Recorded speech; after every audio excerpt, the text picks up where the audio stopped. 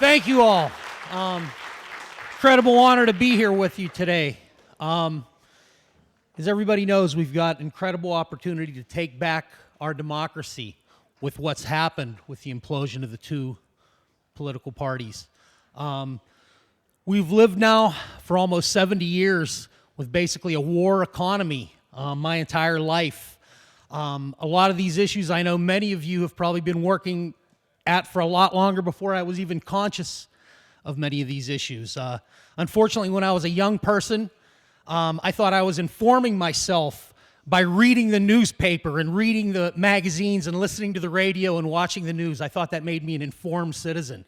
I know now that probably had I been totally ignorant, it would have been better than being as misinformed as I was.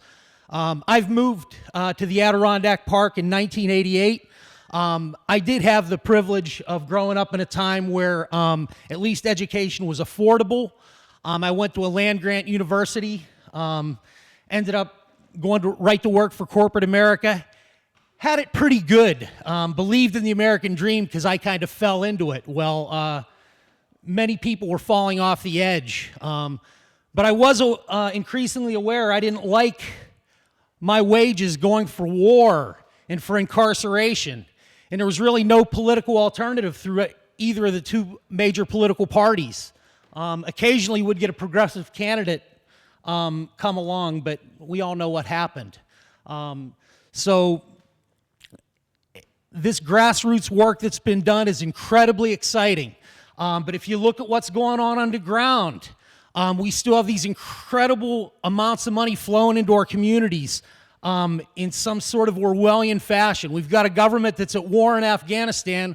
We've got unprecedented amounts of opiates coming in. How's it getting here?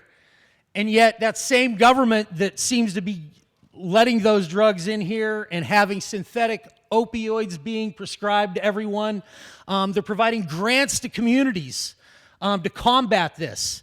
This is crazy. Just think if this money was directed properly, what we could do to rebuild our communities.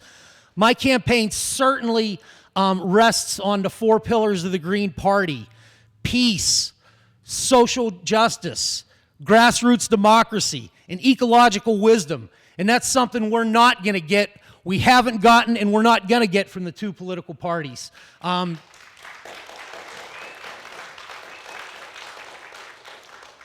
So anyway, I really appreciate the opportunity to serve you. I'm looking forward to a green presidency, some Greens in Congress, Greens in the Assembly, and Greens in the Senate.